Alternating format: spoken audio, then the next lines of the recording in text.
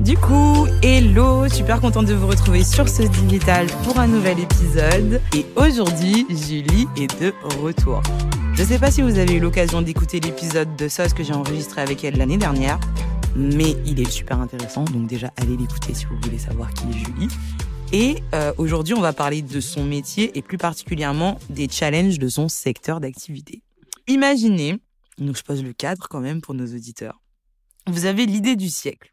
Vous vous intéressez à une industrie, vous voyez à quel point ça peut porter ses fruits dans plein d'autres pays. C'est vraiment the idée. Sauf que pas chez vous. Chez vous, c'est réglementé. Chez vous, c'est illégal. Comment vous faites ? Julie va nous expliquer tout ça. Bonjour Julie. Tu vas bien ? Ça va. Super contente de t'accueillir et de te retrouver au studio d'Ebs, le meilleur studio d'enregistrement de la Guadeloupe. Petit shout-out. Mais oui, effectivement. Probably of the world, même. Contente de revenir et de poursuivre, en fait, l'autre interview qu'on avait faite, qui était vraiment sympa. Ouais, du coup, c'était vraiment une interview pour comprendre ton rapport à l'anglais, à quel point c'est important dans ton quotidien et dans ton métier. Et ton métier m'a énormément intriguée et donc j'avais envie d'en parler avec toi.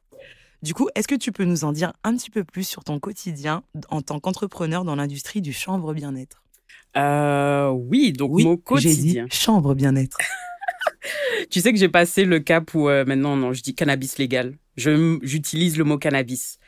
J'ai l'impression que l'appellation chambre bien-être cache encore le truc, tu vois. Exactement. C'est encore le distinguer du cannabis illégal. Exactement. Alors que tout ça vient quand même a priori de la même plante. Exactement, ouais. Donc en fait, je dis cannabis maintenant au cannabis légal. Composants ou les composants actifs venant du cannabis légal pour qu'on puisse vraiment utiliser le mot en tout cas parce que la stigmatisation ça commence toujours avec la façon dont on définit les choses. Mon quotidien ça dépend des saisons, ça dépend des moments de l'année. Le fait de travailler sur plusieurs projets, le fait de travailler sur le développement de produits, etc. Et mon quotidien, il tourne autour de stratégie, comment permettre à la communauté de comprendre ce qu'on fait, comment faire que la communauté puisse découvrir ou redécouvrir le cannabis sous un autre angle par rapport à nos cibles, etc. Je pense qu'on parlera de ça tout à l'heure, mais ouais. C'est vraiment de la stratégie pure.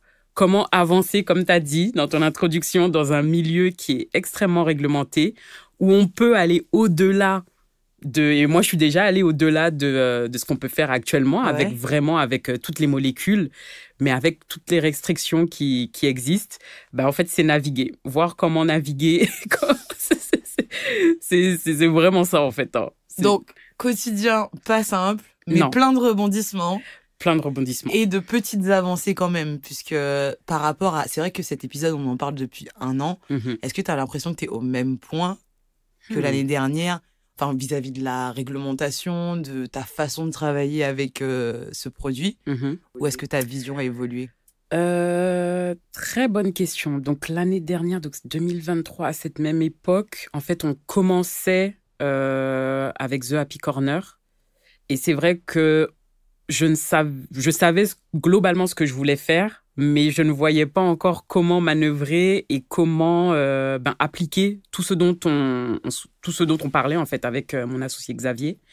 En termes de réglementation, oui, on est pareil. On est toujours dans un flou. Oui, c'est ça en fait, toujours dans une zone grise. Donc oui, vous pouvez faire ceci, mais avec telle restriction. Donc là, la France, c'est bon. À chaque fois, ils font un pas en avant. Ils ont fait 5 pas en arrière. L'Europe leur a dit non, c'est bon. Vous pouvez pas. Vous faites partie de l'Europe. Il faut suivre.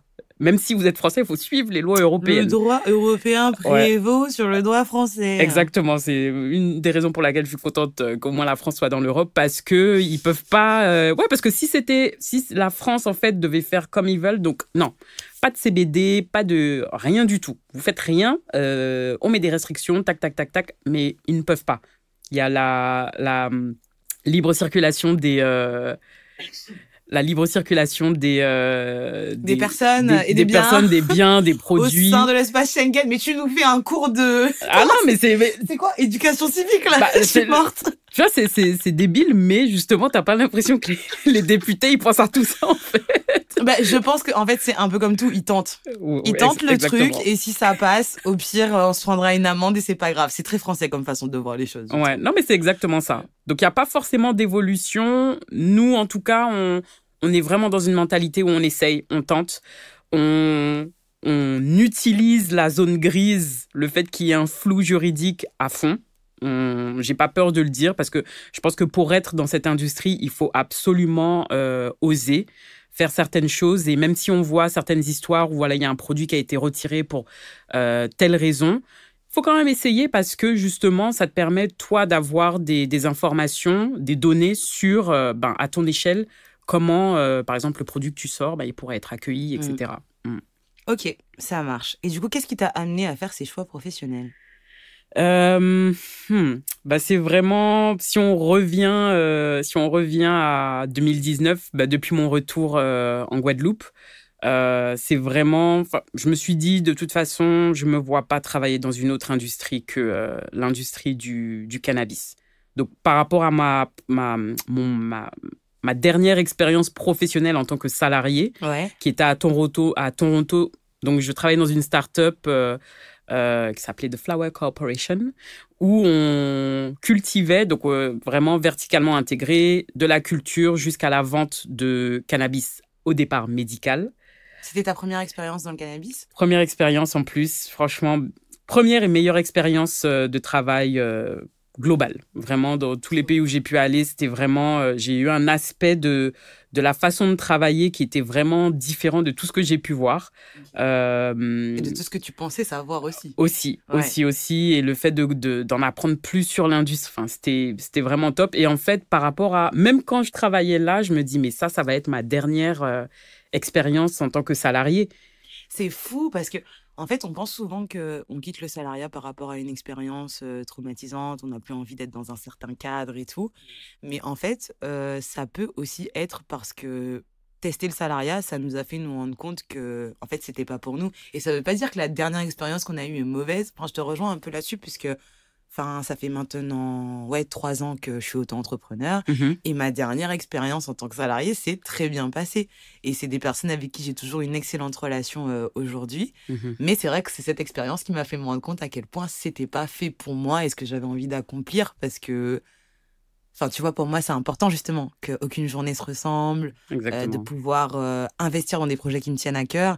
Et je savais que ce serait pas possible de cette façon-là. Je te rejoins. C'est vraiment, je me rappelle du moment où je me suis dit, je sais pas, en fait, je me suis dit, mais il y a tellement de choses qui sont possibles à faire. Donc déjà, à mon échelle, directement, même si j'étais au Canada, je pensais à la Guadeloupe. Ouais, t'as déjà eu une vision, en fait. Ouais, voilà. De comment est-ce que tu peux appliquer tout ce que tu as appris à ton territoire. Et en fait, je pense qu'une fois que t'as eu ce déclic, tu peux pas faire marche arrière. Non, c'est pas possible. Il y a quelqu'un qui m'a demandé, sinon tu comptes rentrer en France? Tu commences à rentrer. Comment ça, rentrer? J'étais là-bas, je suis rentrée ici, je rentre pas, moi, tu vois. En fait, c'est...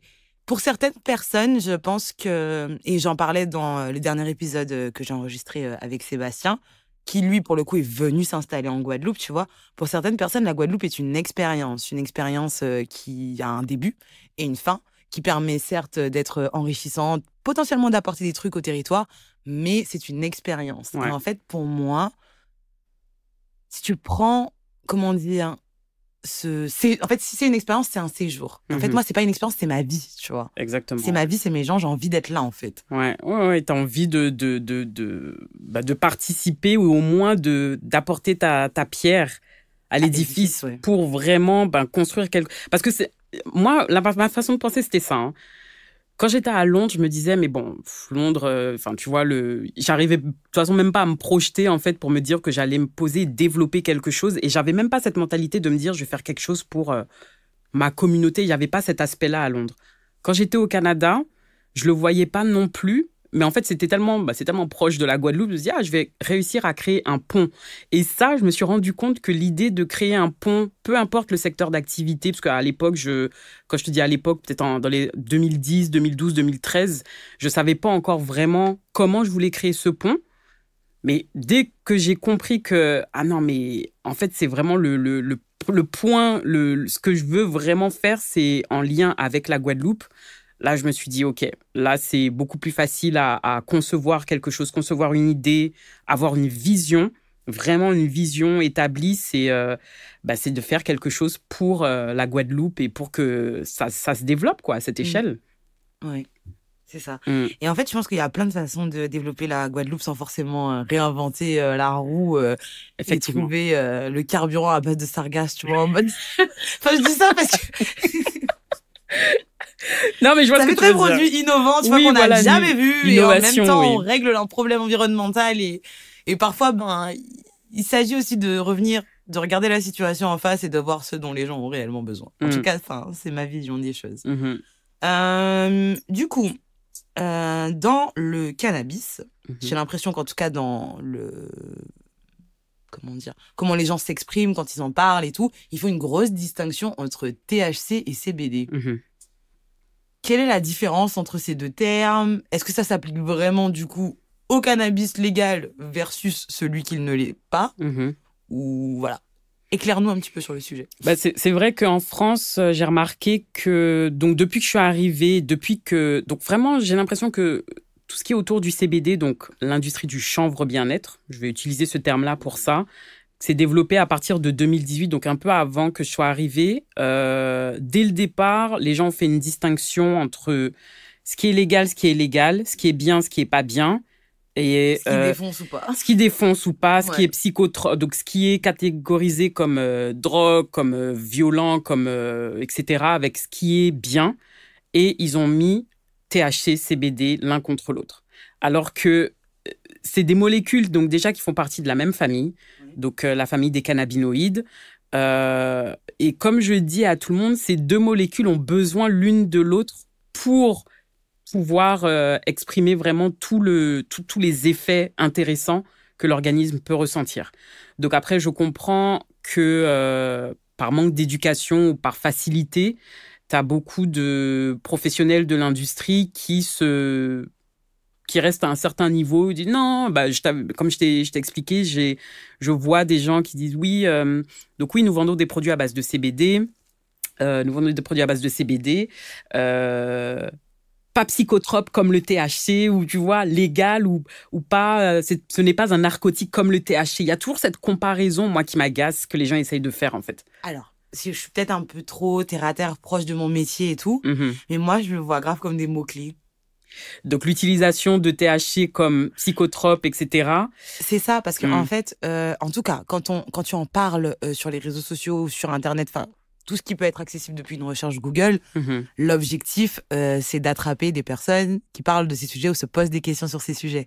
Et du coup, je me demande si mentionner ces termes et même, enfin, tu vois, l'insistance autour du terme CBD, c'est pas justement pour se connecter avec une audience qui cherche soit des informations sur ces produits, soit à les acheter, en fait.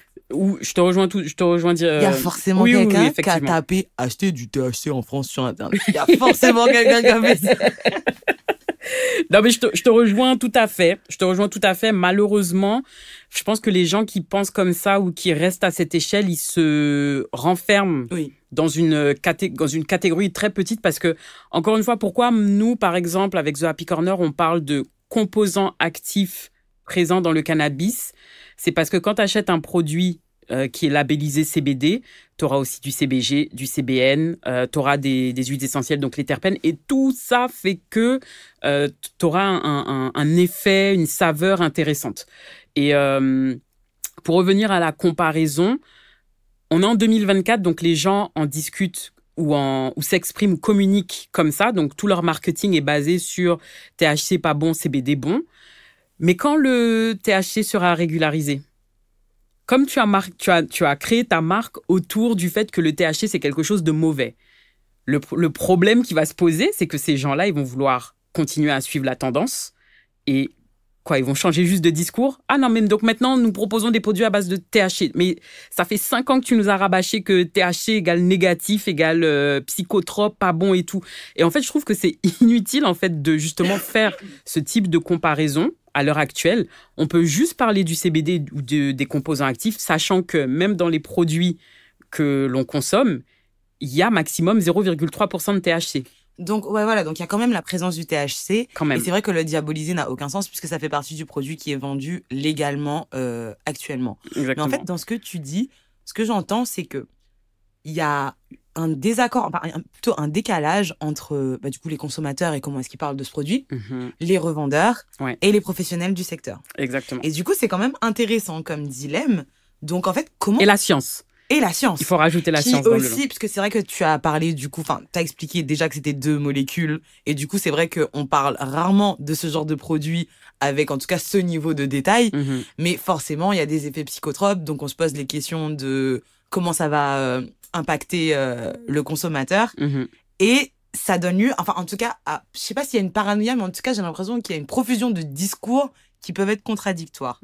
Donc, moi, ça me fait me poser la question de comment on communique sur un marché réglementé et localement. Parce que du coup, dans tout ce que tu as dit, tu as exprimé à plusieurs reprises l'importance de la place de la Guadeloupe. Et bon, comment dire, on sait qu'on est sur une île où il y a une culture orale, donc c'est très important dans les éléments de communication qu'on choisit. Et il y a cet aspect réglementé. Comment tu fais, Julie ? Il faut franchement, il faut avoir une fondation. La fondation, ce sera l'éducation. Enfin, c'est l'éducation. Ce sera toujours ça, parce qu'on est quand même sur au lieu de parler de molécules, on peut parler de substance qui a été stigmatisée pendant des millénaires. Donc dans l'inconscient, on se bat contre un gros truc. Là. Oui, non mais dans l'inconscient, on aura quand même ce petit côté, enfin cette petite pensée de se dire mais si ça a été enfin même pas, on va pas se dire diabolisé, hein, mais si ça a été interdit pendant plus de 50 ans et maintenant c'est accepté, qu'est-ce qui s'est passé en fait? Qu'est-ce qui a fait que justement maintenant on peut en consommer, ou, et ça c'est les gens qui savent pas trop justement de quoi on parle, ou si quelqu'un sait que justement tu as différentes molécules, etc., va se dire, ok, mais qu'est-ce que je vais consommer en fait pour justement ne pas arriver par exemple à un état psychotique. Et là, je parle du cannabis en général. Donc l'éducation et la vulgarisation est très importante, parce que ça va permettre aux consommateurs lambda ou aux nouveaux, comme on les appelle, les cannas curieux, donc ceux qui sont curieux par rapport au cannabis. Ok, si je consomme du CBD, j'aurai pas forcément les effets du THC. Dans tous les produits que je consomme, il y a du THC, mais cette dose de THC ne va pas impacter mon psychisme et me rendre... parce qu'il y a une peur, en fait, qui est autour de la dépendance, de l'addiction, par exemple. Donc, l'éducation, pour moi, c'est la base. Après, c'est vrai que En reprenant, du coup, excuse-moi de te couper, mais en reprenant en partie aussi les termes qu'utilisent les gens. Voilà. Okay. En essayant vraiment de le vulgariser au maximum et au fur et à mesure de rentrer dans le concret. Donc, oui, on parle de CBD, mais au final, on parle de CBD avec du CBN, avec du CBG, avec du CBC, etc. Et toute cette synergie aura un impact sur nous. Dans un objectif, donc, de déstigmatisation de ce produit. Effectivement, ouais. Qui passe par donc une meilleure compréhension de la part du public lambda, quoi. Très visuel. Je pense que tout ce qui est les réseaux sociaux, c'est bien parce que ça permet plusieurs choses, de voir en fait comment les gens perçoivent, donc qui sont les consommateurs. Si tu vois, c'est dur ici d'avoir des gens face caméra qui vont fumer ou qui vont consommer, etc. Mais le fait moi, ce qu'on me dit souvent, c'est j'arrive à mieux... Je suis curieuse par rapport au cannabis, mais j'arrive à me projeter en me disant, peut-être j'ai envie de tester. Parce que je vois que tu en parles d'une certaine façon. Je vois des gens consommer. Donc... Super intéressant. Ouais, moi, toutes les vidéos que je fais, j'essaye de flouter ou j'essaye de me focaliser sur les mains, mais quand même, on voit des gestes. Oui, et c'est important qu'on voit ces gestes. Oui. Parce qu'au final, ils vont de pair avec le produit. Effectivement. Et c'est aussi des gestes qui sont très stigmatisés et diabolisés. Ouais, surtout. Ouais, donc le fait de les voir dans un contexte professionnel, entre guillemets, tu vois, avec un montage et tout, je pense que ça rassure énormément les gens. Mais je me pose la question du marketing, du coup. Donc, c'est-à-dire les techniques pour pousser à la vente. Parce que là, on est en train de parler d'information. Donc, on est en train de parler du premier stade où tu informes, où tu déstigmatises pour que ton produit puisse être accepté et que donc tes consommateurs se sentent aussi peut-être moins d'appréhension à l'utiliser dans un cadre public. Bah, par rapport à mon expérience, donc je suis en plein dedans encore, hein, je suis pas là en train de dire que j'ai tout vu, etc. Le fait d'être au Canada, j'étais dans un marché qui était ouvert, donc c'était facile. Il y avait le Cannabis Act, donc il mettait une réglementation, mais c'était quand même plus facile parce que tu pouvais parler de THC, tu pouvais sans dire, sans tomber dans. C'est quoi la loi française là où tu peux pas promouvoir les substances narcotiques, bref. Je sais pas. Impossible de promouvoir impossible de dire que c'est positif. Bref. Ah, ok, d'accord, que ça peut avoir des aspects positifs Voilà. quand c'est considéré comme un narcotique, quoi. Voilà, donc ça rajoute une couche de difficulté. Make sense, oui. Mais bon. Voilà, on parle d'une plante qui a plusieurs layers, ok. Et moi, il y a un historique au Canada, je veux dire, il date de quand le Cannabis Act? De 2000, le cannabis a été légalisé en 2018. Donc c'est en 2018 qu'ils ont. C'est récent, longtemps. Hein? Ouais, oui. Que je pensais. Enfin, je pensais que ça avait déjà au moins une décennie. Mais ça veut dire que il y a une pratique aussi de la légalisation, comment ça se passe, quel business on peut construire autour de ça. Après, donc, vraiment en fait, tu dois avoir plein d'exemples autour de ça. Pousser les consommateurs. Donc moi j'aime bien différencier les nouveaux consommateurs avec les experts, ou ceux, en tout cas, qui ont déjà essayé le cannabis. Et c'est vraiment d'en appeler à l'expérience. Pour moi, l'expérience client, c'est la meilleure... Après l'éducation, c'est la meilleure façon de justement vendre un produit à base de cannabis. Parce que vu qu'on part encore une fois sur une substance qui a été stigmatisée, qui a été interdite, pour la faire passer de l'autre côté, donc du côté où elle sera testée, où tu auras des retours, etc., il faut appuyer sur donc, le qualitatif. On sait de quoi on parle. Donc, si on parle d'un produit lambda, par exemple, un pré-roulé, il faut être transparent. Tu vas pas juste dire, voilà, je vais te vendre un pré-roulé comme ça. Non, expliquer ce qu'il y a dedans, expliquer ce qu'est un pré-roulé, le dosage, la variété utilisée, pourquoi nous, justement, les pré-roulés qu'on fait, ils sont qualitatifs, etc. Jouer sur ça, en fait, sur l'expérience du client newbie ou expert qui va tester le produit, même si c'est pour l'essayer une fois. Au moins, il aura essayé, mais c'est parce qu'on lui a parlé des saveurs, des arômes, de la variété, d'où elle vient. Si on a rajouté du hash, etc., sur le côté un peu découverte, un peu exceptionnel du fait que voilà, il y a du hash dedans aussi. Expérience client. Franchement, pour moi, c'est la base. D'accord, ça marche. Mais du coup, je comprends un petit peu mieux pourquoi est-ce que tu as créé Connect, parce que ça correspond à cet objectif justement de partager de l'information, vulgariser, déstigmatiser. Et est-ce que tu peux nous parler du coup de The Happy Corner? Oui, donc très bien parce qu'en plus tu as parlé de Connect, exactement, ça rentre dans le fil conducteur, dans la ligne directrice. Ouais. Éducation, Connect French West Indies, et The Happy Corner, c'est le côté expérience. Donc The Happy Corner, en fait, c'est au départ, ça partait sur vraiment des concepts autour du cannabis légal, autour des expériences qu'on peut avoir avec le cannabis. Mais en fait, on a vraiment voulu créer une marque forte qui, justement, regroupe tout ça. Donc, les expériences culinaires. Donc, avec mon associé Célini qui s'occupe, lui, de la partie food. Donc, lui, il cuisine vegan. On a allié ces deux mondes. Comme c'est plant-based. Comment vous vous êtes rencontrés?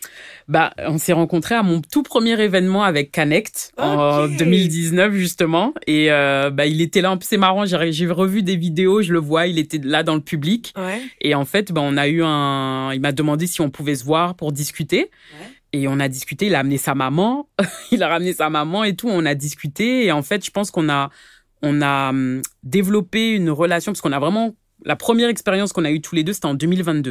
Okay.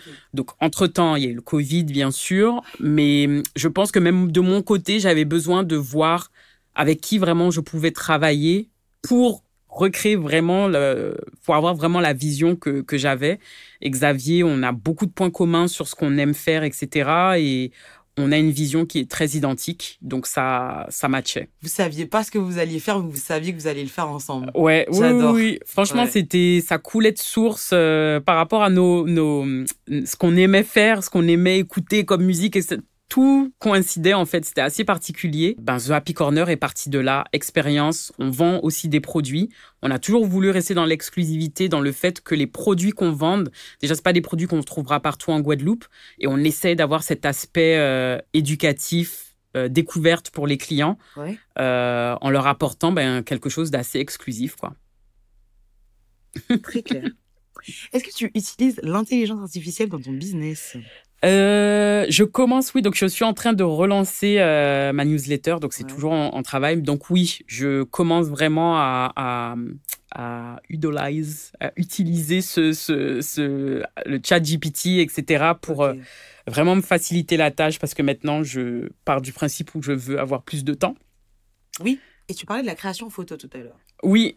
Et du fait que c'est compliqué de montrer des gens et tout. Peut-être que l'IA, ça pourrait être une solution. Exactement. Non, mais c'est totalement ça. C'est totalement ça. Je suis en train de voir justement comment vraiment utiliser ça. Bon, la vidéo, c'est un peu plus compliqué, mais en tout cas... Ça arrive. Voilà, l'aspect photo, oui. Oui, il faut juste vérifier que la personne n'a pas 3 bras, c'est tout. Voilà, exactement. Exactement. Donc, c'est dans ce contexte, création de contenu, que ce soit newsletter, micro-contenu pour les réseaux sociaux, où voilà, il y a une utilité. Ouais. C'est optimiser des tâches qui sont chronophages. Puisqu'au final, c'est la somme, je le vois avec le podcast aussi, tu vois, c'est la somme de ces contenus qui vont faire la crédibilité du média, du podcast, de l'entreprise, etc. Mais individuellement, ces pièces de contenu, comme elles sont quand même consommées hyper rapidement, et là, je parle de publications sur les réseaux sociaux, c'est très chronophage de les créer, en fait. C'est pas la même chose que de faire un épisode de podcast ou de faire un événement, par exemple. Qui est quelque chose qui est plus evergreen, donc qui, dans le temps, va continuer à rapporter. Alors que là, on doit avoir quand même une somme conséquente pour être considéré comme crédible. Effectivement. Et donc, la meilleure façon de faire plus avec la même chose, c'est d'utiliser l'IA. Ouais, effectivement. On va passer aux choses à éviter ou challenges autour de ton activité. Quels sont les challenges pour communiquer quand on est précurseur sur un marché ? Les challenges, je pense que principalement, c'est il faut s'éduquer. Pourtant, ce que je dis, j'ai l'impression que c'est tellement... c'est le b.a.-ba pour tout, en fait. Si on veut avoir une expertise dans n'importe quel domaine. Mais il faut avoir un minimum de connaissances sur ce dont on parle. C'est tellement facile. Plein de fois, je vois des sites. Si tu prends l'encart où ils ont parlé de CBD, tu mets dans Google, tu retrouves l'article Google. Et en plus, pas un article... genre un truc legit, enfin pas legit, je peux pas utiliser ce mot, mais c'est un article tu vois... Crédible. Oui, enfin, c'est pas que c'est pas crédible, mais justement de quelqu'un qui a aussi pris ces informations quelque part. Tu vois ce que je veux dire? Tu vois, c'est pas... Il y a plein de sites, justement, de marques qui font des sites où ils expliquent X, Y, and Z, et au lieu d'avoir une réflexion, ils vont juste aller sur Internet et le faire. Et je pense que ça, c'est tombé dans la facilité, je trouve. Et pour moi, un des challenges, c'est ça. C'est vraiment d'être sûr de ce dont on parle. Et après, ça ramène le fait qu'il faille vraiment se focaliser sur ce que la science dit pour être sûr, parce que pareil, on voit du n'importe quoi. Pour moi, ça, c'est un des challenges. Je peux comprendre. Premier challenge. Ouais. Et en termes de contraintes, est-ce qu'il y a un équivalent, entre guillemets, légal ? Je sais que tu me parlais de l'homéopathie en off. Oui, je me rappelle, ouais. En fait, il faut voir l'industrie du cannabis légal comme tout ce qui est lié à l'alcool, le tabac, etc. Donc, bien sûr, il y a restrictions, etc. Il faut faire attention à ce qu'on dit. Mais on est encore dans un flou. C'est ce qui est marrant, en fait. Tu peux dire que le CBD, ça... Par exemple, tu vois, c'est des petits mots comme ça qu'il faut éviter, parce que là, sinon, tu tombes dans le médical. Et la France, avec tout ce qui est autour du médical, c'est très... protocolaire, voilà. Et tout, ouais. Sujet très... Donc, tu dois constamment faire attention à ce que tu dis. Oui. Et en même temps, ça me rappelle un autre truc dont on a parlé en off, qui est le fait que tu te fais shadowban sur les réseaux. Ouais. Ça aussi, c'est une difficulté. Tu sais, en soi, j'ai eu l'occasion de parler de ton entreprise ou d'un de tes comptes à plusieurs personnes. Et en fait, c'était compliqué de te trouver. C'est-à-dire qu'il fallait vraiment écrire Connect en toutes lettres. Ouais. Ou alors, il fallait que j'aille dans mes abonnés et que je tape ton nom en recherche et que je te trouve. Ouais. Et en soi, je crois que si je fais pas l'effort d'aller sur ton compte et tout, bah, tes stories, elles sont jamais en premier, tes comptes, ils apparaissent jamais dans mon feed, alors que pourtant, en soi, en termes d'interaction sur les réseaux, on se parle tout le temps. Donc, je devrais voir ton contenu tout le temps. Normalement. Le cannabis, même si dans certains États, la plupart des États, le cannabis est légal, au niveau fédéral, c'est illégal.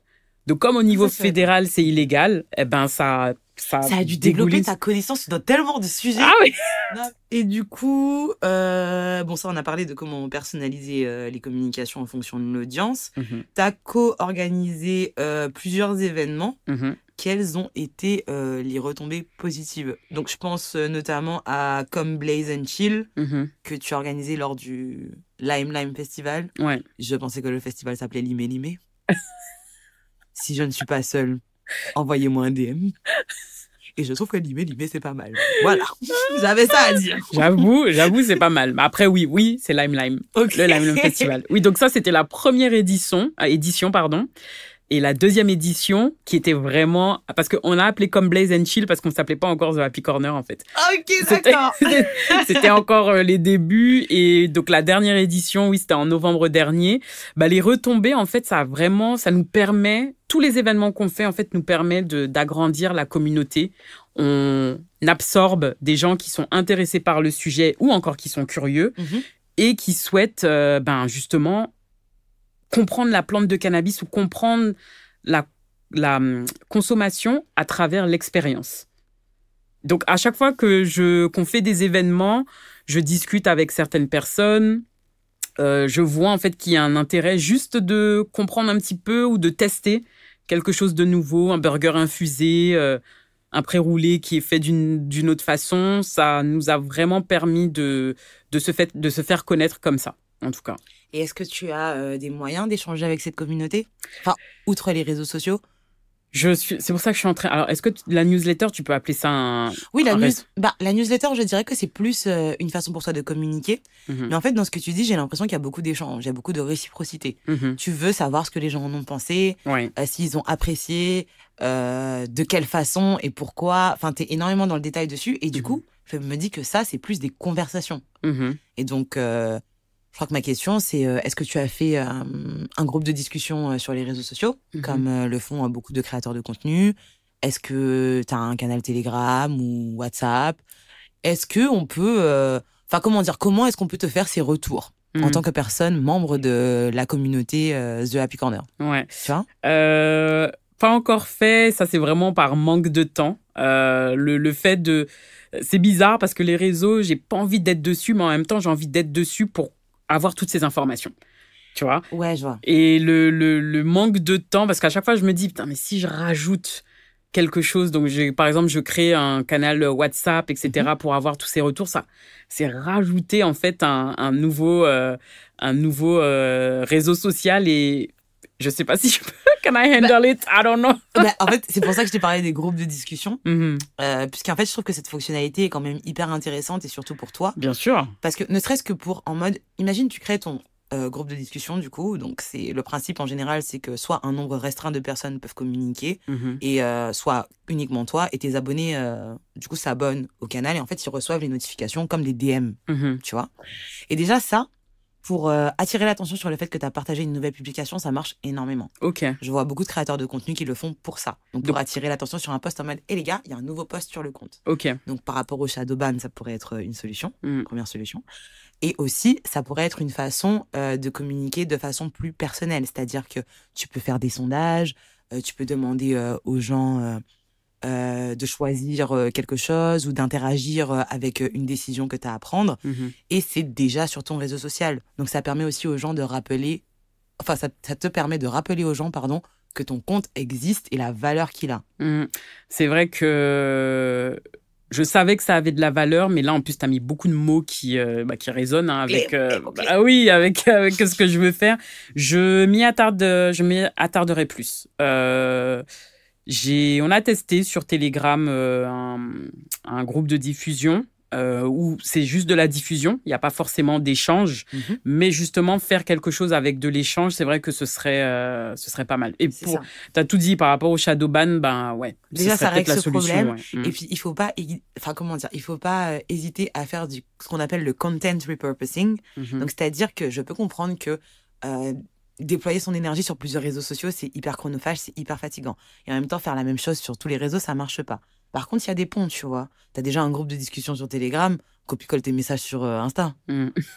Effectivement. Et entre-temps, tu nous mets les posts que tu partages, tu vois. Ouais. Et de la même façon que les posts que tu partages dans ce channel de diffusion, pourquoi ne pas les partager sur le channel Telegram? Enfin, je veux dire, c'est juste un lien, tu vois. Et pourquoi pas, encore une fois, dans le but d'inclure ta communauté, être un petit peu plus vocal par rapport à ça? Parce qu'on peut rien faire contre le shadowban, vu que, bon, c'est un peu compliqué, ton compte est caché. Mais je sais qu'il y a beaucoup de comptes, notamment des comptes par rapport au militantisme, je pense aux comptes féministes ou antiracistes qui subissent aussi ce genre de discrimination de la part de Meta. Bah, en fait, ils en parlent à leur communauté. Ok. En mode, est-ce que vous avez remarqué que vous voyez pas mes publications? Est-ce que vous avez remarqué que vous les voyez moins quand je mentionne certains mots? J'ai déjà essayé de pas utiliser certains hashtags. Je sais que c'est très populaire sur TikTok, parce que sur TikTok, il y a aussi un shadowban par rapport à la dénonciation de certaines discriminations, voire agressions. Et donc, je sais que, par exemple, pour mentionner le terme viol, qui peut aussi être enfin, je le dis quand même en tant que trigger warning, du coup, parce que c'est un mot qui peut gêner, tu vois, bah, en soi, c'est un rond violet. Ok. La première fois que je l'ai vu, j'ai rien compris.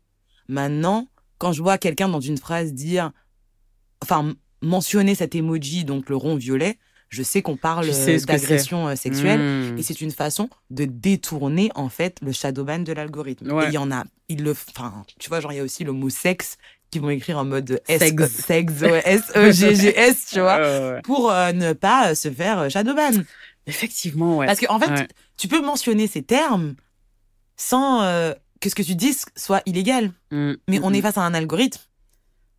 Donc, c'est un peu compliqué pour lui de faire la distinction entre les deux, tu vois. Ouais, non, mais je trouve que inclure la communauté... Enfin, en fait, pour moi, c'est essentiel de parler aux gens de ces problèmes parce que je suis sûre qu'ils l'ont remarqué, en fait. Ouais, je le fais quand et pour ton engagement, c'est pas mal. Ah oui, non, mais quand ça me saoule, oui, je le dis, mais bon, c'est vrai que c'est pas souvent.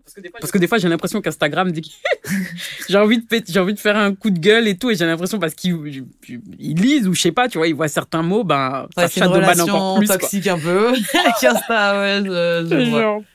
Je te jure. Et du coup, Storytime, c'est quoi ta meilleure anecdote ou ta pire expérience avec The Happy Corner? Alors, meilleure anecdote, j'ai l'impression que je l'ai pas encore eue. Je sais pas, je me dis... c'est optimiste. Ouais, j'ai l'impression... je sais pas que j'ai l'impression, je sais qu'on peut faire tellement plus que j'ai pas encore l'anecdote positive par rapport à The Happy Corner. Par contre, négative, oui, bien sûr. Après, ça nous marque. Spill the tea. Ça nous marque, mais en fait, la première collaboration que j'ai fait avec Xavier, donc le premier vraiment... événement, donc c'était à l'époque, c'était un événement networking. J'avais fait un truc sur Zoom. J'avais réuni des gens qui étaient au Nigeria, qui étaient à Londres, qui étaient aux États-Unis et tout. Donc il y avait cette partie networking avec après par la suite une partie un peu after work où les gens pouvaient déguster des cocktails, de la nourriture infusée, tout ça. Donc première expérience avec Xavier. Stress level maximum. Il fait chaud. C'était le crash test, quoi. Et il fallait qu'à un moment, je me suis dit, bon, je vais remercier les gens qui étaient là, etc. Donc, je prends le micro, je commence à remercier tout le monde. Je leur ai dit, bon, merci en tout cas par rapport... je les remercie et je leur explique un petit peu ce qu'on essaye de faire.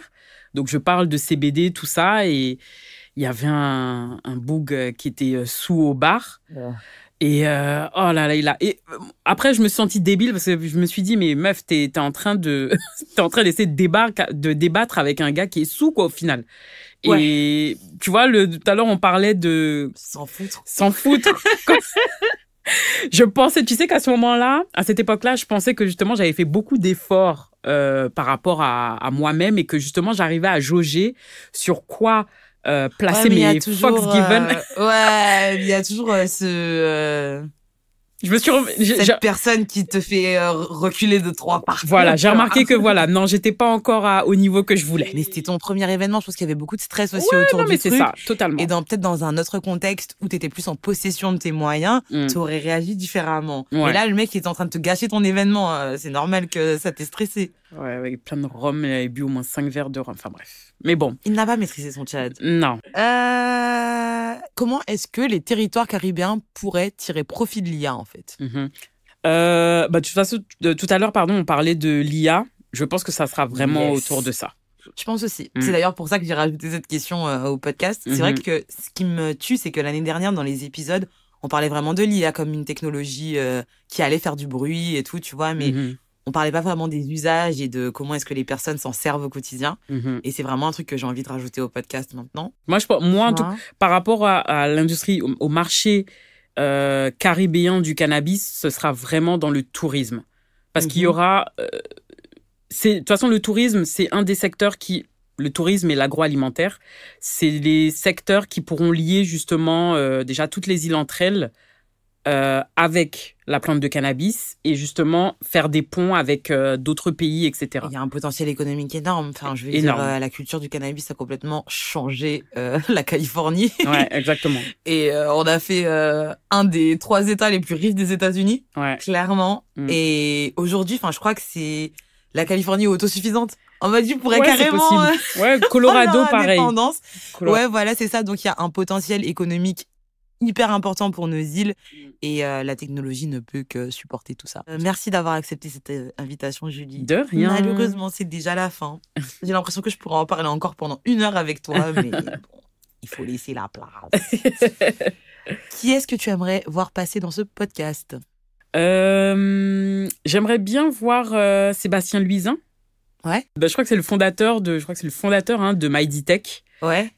MyDtech, c'est vraiment pas mal parce qu'ils utilisent justement la technologie digitale au service du monde agricole. Super intéressant. Ils font vraiment... moi, je sais que j'envoie ça dans l'univers, je vais travailler avec eux. C'est vraiment le fait d'appliquer des nouvelles technologies et j'espère à un moment l'IA aussi pour aider les agriculteurs à collecter des données, à faire ce qu'ils n'ont pas le temps de faire en fait. C'est ça. Et en fait, je pense aussi, après c'est avéré que la technologie peut clairement aider dans l'agroalimentaire, mais je pense qu'aujourd'hui, en tout cas, nos agriculteurs se demandent peut-être encore un peu comment aborder l'IA, tu vois. Effectivement. Et du coup, hyper important ce qu'il fait, c'est noté. Et Sébastien, si tu nous écoutes, je t'attends. Où est-ce qu'on peut te retrouver? Alors, vous pouvez me retrouver. Alors, il faut tout taper, Faut tout taper. Donc, sur les réseaux sociaux, on utilise principalement Instagram, The Happy Corner. Donc, tapez The Happy Corner. Si ça ne vient pas, vous mettez .gpe et normalement, la page viendra. Ouais. Pareil pour Connect. C'est Connect avec un C. Donc, C-A-2-N-E-C-T, plus loin F-W-I. Sinon, après... Pour le moment, principalement, on remet en place beaucoup de canaux de communication, mais pour le moment, c'est le principal. Ok, ça marche. Moi, je me permets de conseiller un truc en plus que je fais par rapport aux comptes que je suis qui sont Shadowban, c'est de s'abonner aux notifications. Effectivement, aussi. Voilà. Aussi. C'est con, c'est un tout petit geste, mais ça permet au moins d'avoir une notification quand les publications sortent. Donc, quand c'est des sujets qui vous intéressent vraiment... ne pas hésiter à utiliser les fonctionnalités à disposition. Encore merci Julie. Merci à toi Nala. Toi qui nous écoutes, si à la suite de cet épisode tu souhaites poser des questions, tu peux m'envoyer un DM @saucedigital au pluriel sur Instagram. Je suis pas Shadowban, mais vaut mieux l'écrire au pluriel et en toutes lettres. Et toutes les infos de contact, le lien vers le compte Instagram de Julie et les outils évoqués sont dans la description de l'épisode. Et n'oublie pas, si tu as aimé, tu peux nous laisser 5 étoiles sur Apple Podcasts ou Spotify ou m'envoyer un message pour me le dire aussi, ça fait plaisir. Merci et on se retrouve bientôt.